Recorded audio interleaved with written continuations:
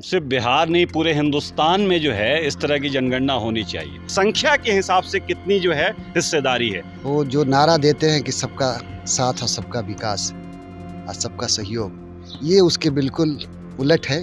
अब सरकार की जिम्मेदारी है कि उस आबादी के एतबार से सबकी भलाई चाहे। हम तालियां तो बजा सकते हैं, वोट भी डाल सकते हैं, लेकिन वोट के मेन स्ट्रीम में हम कोई काम नहीं कर सकते हैं, हमारी कोई हिस्सेदारी नहीं है। नमस्कार, मेरा नाम है सचिन और आप देख रहे हैं बिहार तक। अभी हम खड़े हैं मोतिहारी के खुदा नगर मोहल्ले में, और खुदा नगर मोहल्ला मुस्लिमों का सबसे बड़ा आबादी वाला क्षेत्र माना जाता है, या यूँ कहें कि मुस्लिमों की जो भी रणनीति तैयार होती है वो इसी मोहल्ले से तैयार होती है। और आज हम यहाँ के मुस्लिम लोगों से ये बात करने की प्रयास करेंगे, ये जानने का प्रयास करेंगे कि जो जातीय जनगणना फ़िलहाल अभी बिहार सरकार ने कराई है उससे वो कितना संतुष्ट है और क्या इसको किस रूप में देखते हैं। इसी कड़ी में हमारे साथ कुछ मुस्लिम भाई हैं, उनके साथ बात करेंगे कि आखिर वो कहना क्या चाहते हैं। जी साजिद भाई, बताइए कि अभी जो बिहार सरकार ने जातीय जनगणना कराई है, जातीय जनगणना को आप किस रूप में देखते हैं? ये तो बहुत अच्छी पहल है। सिर्फ बिहार नहीं, पूरे हिंदुस्तान में जो है इस तरह की जनगणना होनी चाहिए। ये देख लीजिए कि इसको अगर समझने की ज़रूरत है कि इस तरह की जनगणना और आबादी किसकी कितनी है, उस आबादी के हिसाब से हिस्सेदारी कितनी है, और चाहे वो सियासत में हो हिस्सेदारी, या फिर नौकरियों में हिस्सेदारी हो, या फिर और जगह हिस्सेदारी की बात हो, तो इससे बड़ा क्लियर है। और हम ये देख सकते हैं कि किस समाज की कितनी तादाद है, कितनी संख्या है, और संख्या के हिसाब से कितनी जो है हिस्सेदारी है। एक जो है, आप मीडिया वाले हैं और बड़ा सख्त अल्फाज में बोलना चाहता हूँ, शायद आप दिखा पाएँ।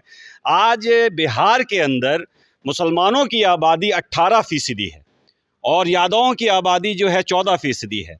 लेकिन क्या वजह है कि मुसलमान एक भी जो है वो आपका जो है उप मुख्यमंत्री नहीं होता? क्यों नहीं मुसलमान मुख्यमंत्री हो सकता है? आज यहाँ पे जो मुसलमानों की आबादी है 18%, उस लिहाज से 44 जो है विधायक होने चाहिए। क्या वजह है कि सिर्फ 19 विधायक पे हम सीमित हैं? आज जो है मुसलमानों की आबादी के हिसाब से जो लोकसभा में जो सीटें हैं, उस हिसाब से सिर्फ महज 2 लोग हैं वहाँ पे पहुँचे हुए हैं।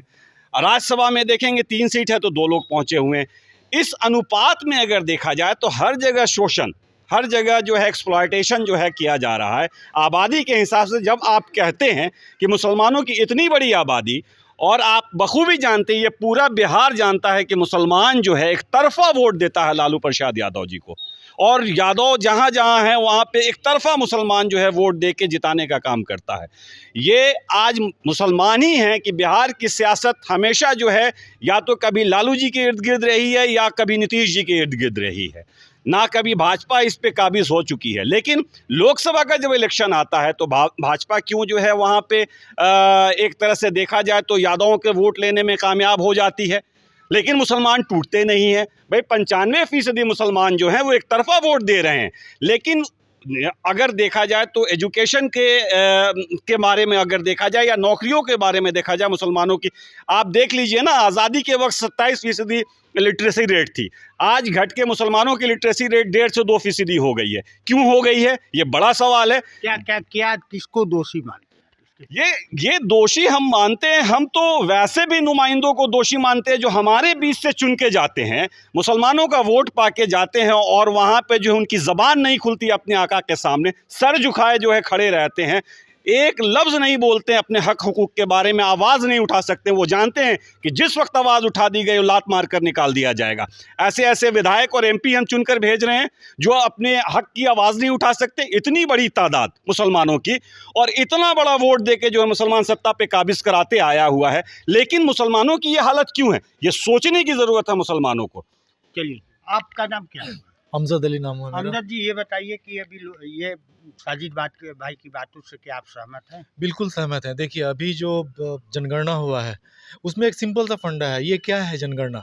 मतलब सरकार के साधन को जन तक पहुंचाने का, है ना, एक बिल्कुल ट्रांसपेरेंट सिस्टम है।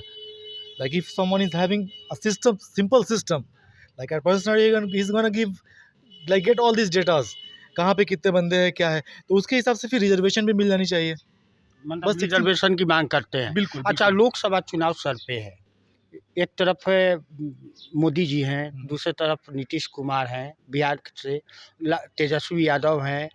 तो प्रधानमंत्री के रूप में आप किसे देखना चाहते हैं? किसका काम आपको ज़्यादा अच्छा लगता है? देखिए, ये तो मतलब हमको बहुत ज़्यादा पॉलिटिकल ये नहीं है।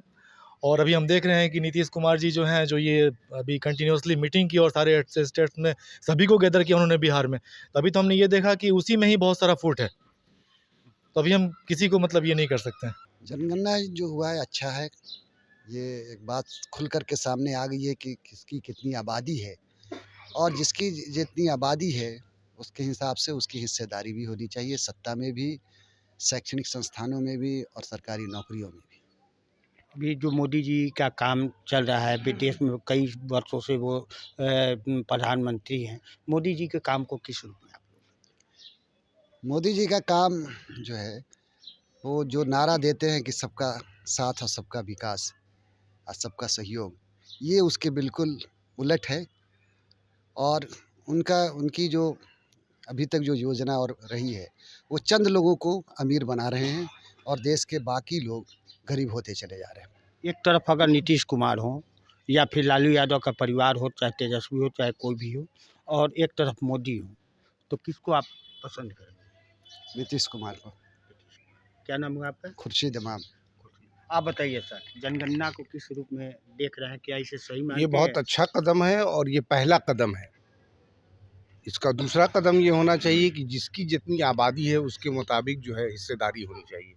मैं तो यूनिवर्सल जो रिजर्वेशन है उसके फेवर में हूँ कि साहब जिसकी जितनी जनसंख्या है उतनी आप जो है उसको दीजिए और उस जनसंख्या में कंपटीशन कराइए और अच्छे लोगों को लेके आइए। मेरा यही मानना है। ये क्या है? जी। चलिए आप बताइए, आप इसे किस ये रूप में देखते हैं? जनगणना जो हुआ है, ये बहुत अच्छा काम हुआ है। समझिए गोया कि जनगणना एक आईना सरकार के सामने है। उस आईना में, जैसे आईना के अंदर देख कर के चेहरा और बॉडी साफ़ करते हैं, इसी तरह जनगणना हुआ है, सब आबादी सामने आ गई है। अब सरकार की ज़िम्मेदारी है कि उस आबादी के एतबार से सबकी भलाई चाहे, सबकी तरक्की चाहे, तब जाके जनगणना का फ़ायदा होगा, वरना कुछ फ़ायदा नहीं होगा। बहुत सारे लोग बता रहे हैं कि जनगणना सही नहीं हुआ है, जनगणना को गलत आंकड़ा पेश किया गया है। आबादी के अनुसार बहुत जगह पर ये भी शिकायत आ रही है कि कई जगहों पर जनगणना करने कर्मी गए ही नहीं और जनगणना हो गई। तो क्या इसे आप ये तो अभी सामने आया है जनगणना की रिपोर्ट, बाद में लोग इसको देखेंगे। बगैर जांचे पड़ताल किए कैसे लोग बोल रहे हैं, ये बिल्कुल सही नहीं है। जो अभी रिपोर्ट दी गई है उसी के एतबार से तो हम सही मानते हैं। लोकसभा चुनाव नज़दीक है, वैसे में एक तरफ नीतीश कुमार होंगे या लालू यादव का बिहार से कोई एक चेहरा होगा, दूसरी तरफ मोदी रहेंगे, तो दोनों के कार्य को आप किस रूप में देखते हैं? कैसा देखते हैं? देखिए, इंसान काम करते करते थक जाता है। मोदी जी थक गए हैं, अब उनको आराम करना चाहिए। दूसरे चेहरे आए तो बेहतर होगा। कौन सा चेहरा आपको ज़्यादा पसंद? अब जो हिंदुस्तान के लिए बेहतर हो, हिंदुस्तान के लिए बेहतर काम करे, और हिंदुस्तान के अंदर जितने लोग रह रहे हैं, ख़ासतौर से मुसलमानों के लिए जो बेहतर काम करे, वो आए तो बेहतर होगा। क्या नाम हुआ आपका? मोहम्मद दस्तगीर नदवी हुआ। आप बताइए, जी, आपकी क्या राय है? किस सिलसिले में जानना चाह रहे हैं? जनगणना जो हुई है, सबसे पहली बात तो ये 92 ईयर्स के बाद और आज़ादी के बाद पहली जनगणना है कि जातीय आधार पे जनगणना हो, और इसको बहुत पहले हो जाना चाहिए था। इससे पता ये चलता है कि कौन समाज में कितने लोग हैं और किसकी हिस्सेदारी क्या होनी चाहिए। आम तौर पे तो ऐसे हम लोग जान रहे थे 1931 के जनगणना के हिसाब से, उस समय भी मुस्लिम जो आबादी थी वो तकरीबन 12-13% थी, और यादवों की आबादी जो है 10 के आसपास थी, 9-10 के आसपास थी। वो जो है मतलब कि 4-5% जो है आगे बढ़ के वो जनगणना अभी सामने आई है, यानी 17-18% हमारे मुस्लिम आबादी हो गई और यादवों की आबादी 14 हो गई, तो 2 डिजिट में है। और हमारे यहाँ कहीं भी देख लीजिए, विधानसभा से लेके लोकसभा तक 2 डिजिट में कहीं लोग नहीं हैं। पहली बात तो ये। दूसरी चीज़ ये है कि हम लोगों को राजनीतिक गलियारे में एकदम हाशिए पे रख दिया गया है कि हम तालियां तो बजा सकते हैं, वोट भी डाल सकते हैं, लेकिन वोट के मेन स्ट्रीम में हम कोई काम नहीं कर सकते हैं, हमारी कोई हिस्सेदारी नहीं है, ये तय नहीं है। क्या इसके लिए क्या किसको दोषी मानते हैं? कांग्रेस सरकार को, भाजपा सरकार को, इसके लिए हर राजनीतिक पार्टी जो आज़ादी के बाद से आई है वो तमाम लोगों के अंदर राजनीतिक इच्छा दृढ़ शक्ति की कमी थी, जिसके कारण ये सब मामला हुआ है। मुस्लिमों की आबादी को ऐसा काट दिया गया है कि वो अपना वोट को एक जगह वो डाल नहीं सकते हैं, वो पूरी तरह से मामला हो जाता है। तो ये राजनीतिक इच्छा दृढ़ शक्ति है। इसमें जो है किसी भाजपा का काम नहीं है ये कि भाजपा ने ऐसा किया है, बल्कि हर राजनीतिक पार्टी ने ये काम किया है कि मुसलमानों को से वोट तो लिया जाए लेकिन उसको मेन स्ट्रीम में नहीं रखा जाए, इसका काम है। आप बताइए, आपकी क्या कहना है इस मुद्दे? सवाल तो समझ गए होंगे आप। जी बताइए। ये बिहार सरकार का एक सराहनीय कदम है कि उन्होंने हिम्मत दिखलाकर इस जातीय जनगणना को पूरा किया है। ये जातीय जनगणना सिर्फ बिहार के लिए नहीं बल्कि पूरे देश में होनी चाहिए, ताकि पता चले कि कौन कहाँ किसकी आबादी कितनी है, और जिसकी जितनी आबादी हो उसको उतनी हिस्सेदारी मिलनी चाहिए, चाहे वो सियासत हो, तालीम हो, या दुनिया का कोई भी फील्ड हो, देश में कोई भी ऐसी संस्थान हो जहाँ आरक्षण लागू होता हो, उस जगह जहाँ जिसकी आबादी जितनी है उस हिसाब से उनको उतना आरक्षण मिलना चाहिए। यही कहना है। जी, आप बताइए। मैं ये बोलना चाहता हूँ कि जिस तरीके से नीतीश कुमार ने बिहार के अंदर जाति जनगणना किए हैं, उसी तरीके से मैं नरेंद्र मोदी से दरख्वास्त करता हूँ, अपील करता हूँ कि वो पूरे हिंदुस्तान में जाति जनगणना कराए और जितने लोग जाति जनगणना में आते हैं उनको उनकी हिस्सेदारी दी जाए। मैं बस यही कहना चाहता हूँ। आप बताइए, आपका क्या कहना है? अभी तो सबसे पहले है कि बिहार सरकार को धन्यवाद इस बात के लिए कि उन्होंने जो है जातिगत जनगणना सबसे पहले भारत में जो है उन्होंने कराया है, और इसका असर जो है अब पूरे भारत में होना चाहिए कि अब पूरे भारत में भी जो है इस तरह से जनगणना कराई जाए।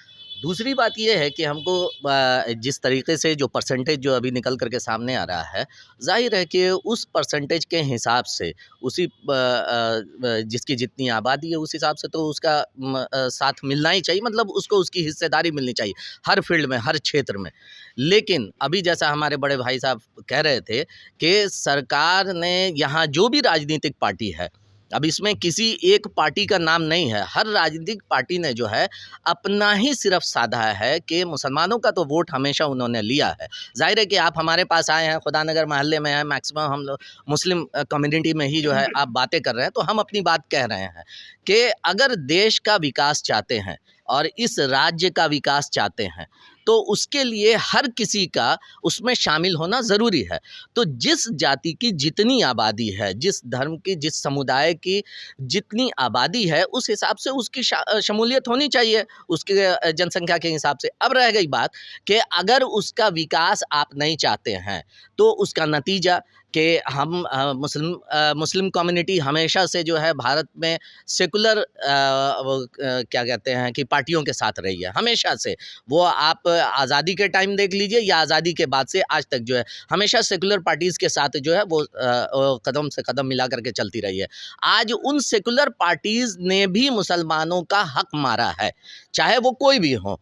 काम तो बहुत अच्छा किया। अब जो है जब ये आवाज़ उठने लगेगी कि उसकी जातिगत जनगणना के हिसाब से जो है उसकी भी हिस्सेदारी मिलनी चाहिए, तो शायद अब जो है ये भी सतर्क हो जाए और भारत सरकार भी सतर्क हो जाएगी। अच्छा, एक सवाल का जवाब दीजिए। विपक्ष आरोप लगा रहा है कि बिहार सरकार ने ये जो जातिगत जनगणना कराई है वो समाज को बांटने का काम कर रही है, जातियों में विभक्त करके अपना स्वार्थ सिद्धि करना चाहती है।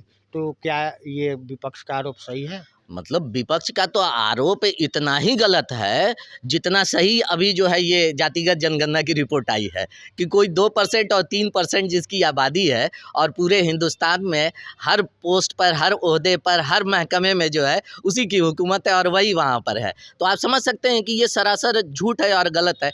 मुसलमानों का आप देख लीजिए कि सच्चर कमेटी की रिपोर्ट आए हुए कितने साल गुजर गया और मुसलमानों की हालत आज दलित से भी बदतर है। उस वक्त भी बताई गई थी और आज भी ये हालत है। तो अब मुसलमान जब आवाज़ उठाएंगे तो ये सेकुलर पार्टीज़ के अंदर भी हड़कंप मचेगा कि जो हमेशा से हमारे वोटर रहे थे अब वो अपने हक की बात कर रहे हैं। ठीक इसी तरीके से अनुसूचित जाति जनजाति के लोग हों या कोई भी हो, अब वो अपने हक की बात करेंगे। और हकीकत तो यही है कि बगैर सबको, जो मोदी जी ने नारा दिया था कि सबका साथ सबका विकास, अगर सबको साथ लेकर के नहीं चल सकते हैं तो विकास कतई नहीं हो सकता है। और इस तरह की बात कहना, जो परसों राजस्थान में हमारे प्रधानमंत्री मोदी जी ने एक बात कही कि मनमोहन सिंह के ज़माने में जो है वो सबसे ज़्यादा जो है वो दिया गया हिस्सा अगर किसी को तो वो मुस्लिम कम्युनिटी को दिया, अल्पसंख्यक, पहले उन्होंने बताया कि अल्पसंख्यक और अल्पसंख्यक में भी मुसलमानों को दिया गया है। तो आज मुसलमानों की ये हालत है कि मनमोहन सिंह के ज़माने से लेकर के आज तक वो जो है सच्चर कमेटी के हिसाब से जो है वो तो अभी भी जो है वो पिछड़ी और दलित जाति से भी जो है वो नीचे है। तो हम लोग तो चाहेंगे कि जातिगत जनगणना एक सराहनीय कदम है और इस हिसाब से देश के विकास के लिए जो है सबको शामिल करना बहुत ज़रूरी है। तो जैसा कि आपने देखा और सुना कि यहाँ के मुसलमानों को कहना है कि जातिगत जनगणना काफ़ी सराहनीय काम हुआ है और यहाँ के लोगों का यही डिमांड है कि जिसकी जितनी आबादी है उतनी उसकी हिस्सेदारी होनी चाहिए। चाहे इसके लिए सभी राजनीतिक दलों पर आगे चल के ये लोग दबाव भी बनाएंगे कि जिसकी जितनी हिस्सेदारी है, जितनी आबादी है उतनी उसकी हिस्सेदारी होनी चाहिए। सचिन पांडे, बिहार तक।